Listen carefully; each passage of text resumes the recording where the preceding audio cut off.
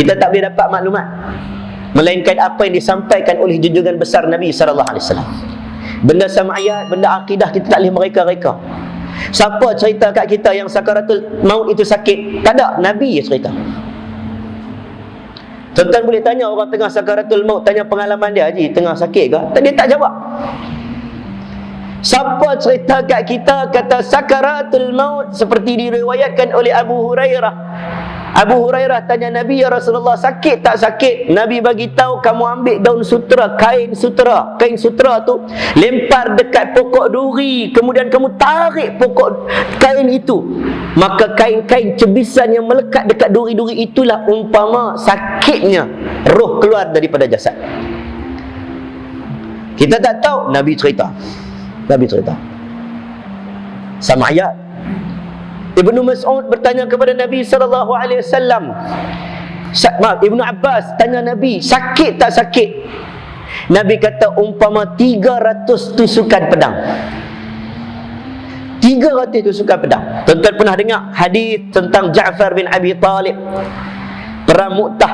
Tuan-tuan pernah dengar yang bila mana katakan sampai ada orang duduk Jordan, dia pergi Mu'tah, dia mengaji kat Jordan, dia nampak akan pergi bakam Abdullah bin Rawahah, Ja'far bin Abi Talib, Zaid bin Harithah, tentera-tentera yang perang dalam perang Mu'tah yang Nabi lantik jadi panglima. Yang Nabi kata kalau 3 orang ini meninggal, Nabi tak sebut kalau yang ni meninggal ganti yang ni, yang ni meninggal ganti yang ni. Antaranya Ja'far bin Abi Talib. Siapa yang faham cerita macam mana penderitaan dia memegang bendera Nabi, Nabi gunting sendiri bendera, Nabi bagi dekat Zaid bin Harithah, Zaid kalau jatuh syahid, Ja'far akan ambil. Tuan-tuan kalau baca, Ja'far ambil lepas Zaid gugur syahid. Bila dia ambil, tangan kena potong, tangan kena potong kepit, pegang tangan yang berikutnya, tangan kena potong dua-dua, kepit celah ketiak. Ketiak ini kena potong, kepit sebelah ini pula. Dalam riwayat, waktu tangan pertama kena potong, jatuh bendera, dia turun daripada kenderaan, dia pergi angkat bendera dulu, baru dia angkat tangan dia. Sebagian kata dia tak teringat. Tuan-tuan boleh tengok kat kubur tu, dia akan tulis bahasa Arab dengan bahasa orang putih. Dia cerita macam mana, berapa ratus tusukan pedang. Sebagian sebut 90 kesan pedang. 90. Kita dah dengar hadis ni, kita turun bah dekat Mu'tah, tuan. Turun bah, belum masuk lagi, belum pergi kubur lagi, baru turun dekat makam. Turun bah nak pi sajalah, tuan-tuan. Dah pi lalu Mu'tah, pergi turun ni, siapa yang faham cerita ni, dia akan cucuk air mata dia, nangis. Bukan kita nak meratap. Walaupun Nabi SAW dia meratapi di depan kubur Uhud, Nabi, janggut Nabi basah hujung usia Nabi. Nabi duduk depan perkuburan Uhud, janggut Nabi basah. Nabi kata, kami akan menyusul kamu. Ni pioneer Islam, orang-orang pertama umat Islam. Kita turun, nak sebut tuan-tuan, 90 kesatikaman kita terbayang, ya Allah, kita ni, iman kita ni, debu pun tak layak untuk tapak kaki orang sahabat Nabi. Ini kan pula 300 tusukan pedang. Dan sebagian hadis sahih menceritakan waktu sedang menghadapi sakaratul maut. Kalau kita baca hadis, bila kita cek balik, satu dia tak cepat, satu dia tak lambat, satu kita tak tahu fi ayyi ardin tamut, mati kat mana. Tuan-tuan akan dapat mesej-mesej bila mai meninggal baru-baru ni. Tuan-tuan akan dapat mesej-mesej, kan? Tuan Guru Harundin meninggal di US. Orang pakat dua hantar balik mesej WhatsApp kat grup. Orang sebut, orang kita ni tak tahu nak meninggal kat mana, tak tahu. Orang hantar balik hadis tentang bagaimana kisah Nabi Sulaiman dan malaikat maut. Kita pernah dengar kan cerita bila mana malaikat maut datang. Seorang lelaki kata, wahai Nabi Sulaiman, pindahkan aku ke kawasan satu tempat yang mana Nabi Sulaiman dia boleh hantar kawan ni terus ke India. Tiba-tiba malaikat maut datang. Malaikat maut terkejut. Nabi Sulaiman tanya, kenapa engkau terkejut? Aku terkejut sebab laki ni ada kat sini. Kenapa engkau terkejut laki ni ada kat sini? Kerana aku dapat arahan cabut nyawa laki ni kat India. Dan waktu itu Nabi memang Nabi Sulaiman hantar lelaki ni ke India dan cabut nyawa di India. Fi ayyi ardin tamut, benda yang tak boleh kita fikir. Kata M. Quraisy Shihab, kalaulah kita ni tuan-tuan, Allah kata meninggal di Shah Alam, Allah akan atur urusan kita bagi jadi kita sendiri pergi Shah Alam. Kalaulah Allah kata kita meninggal di Bangi, Allah kata tuan-tuan, tiba-tiba orang rumah kata, jom abang kita pergi shopping Bangi Central. Pak, kita pergi kita. Kalaulah dia kata, ni jom pergi umrah, ajal kita akan menuju ke tempat mati kita. Asbab. Allahu Akbar. Cerita yang sangat mengerikan. Dan mana Nabi bila cerita benda ini, Nabi sendiri ketang tangan Nabi, dan Nabi sendiri takut.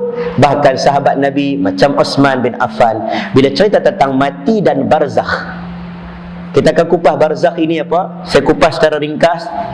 Barzakh ini adalah umpama dinding antara akhirat dan juga dunia. Barzakhun. Kita akan kupas sikit apa beza dia dengan alam kita dibangkitkan. Barzakh ni alam sebelum kita bangkit. Tapi kita cerita mati dulu tuan-tuan. Mati. An Sa'id an abihi annahu sami'a Aba Sa'id Al-Khudri. Sa'id ini dia dengar daripada ayah dia. Dia kata, ayah ni dia pernah bagi tahu kat aku dengar daripada Sa'id Al-Khudri. Sahabat Nabi Sa'id Al-Khudri ni sahabat yang mulia. Kana Nabi sallallahu alaihi wasallam. Dalam banyak-banyak hadis tuan-tuan, saya pilih hadis ni. Dalam banyak-banyak hadis. Okey. Kana Nabi sallallahu alaihi wasallam yaqul. Nabi ni dia berkata, idza wudi'at al-janazatu fahtamalaha ar-rijalu ala a'naqihim, fa in kanat salihah qalat qaddimuni wa in kanat ghayra salihah qalat li ahliha ya wailaha aina yadhhabuna biha yasma'u sawtaha kullu shay'in illa al-insana walau sami'a al-insanu la sa'iqa. Hadis riwayat Bukhari diceritakan tuan-tuan. Saya sebut cerita ni. Nabi ni bila duduk, kalau tuan-tuan baca kitab jenazah ni sangat banyak. Dia kupas macam mana kita ini duduk bila mana orang sangat genting apa yang kita nak buat. Ada benda-benda yang kadang-kadang kita tak dapat daripada kitab. Kita dapat daripada pengalaman orang-orang lama. Dia akan ajak kita.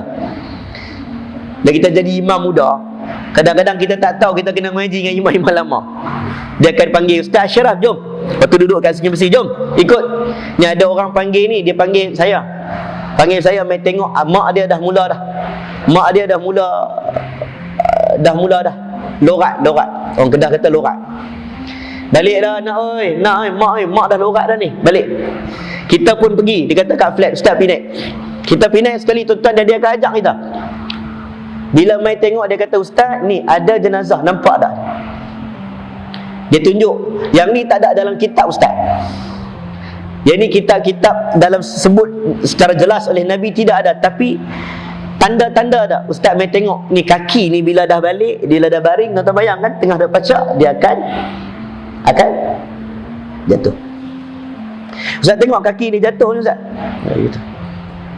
Dia tak cakap lah kuat depan anak beranak. Ni kaki dah mula jatuh. Telinga ni, urat telinga ni pun tak boleh support dah telinga ni. Dia mula jatuh. Kaki dah mula jatuh. Bila kita tidur baring tuan-tuan, tapak kaki pecah.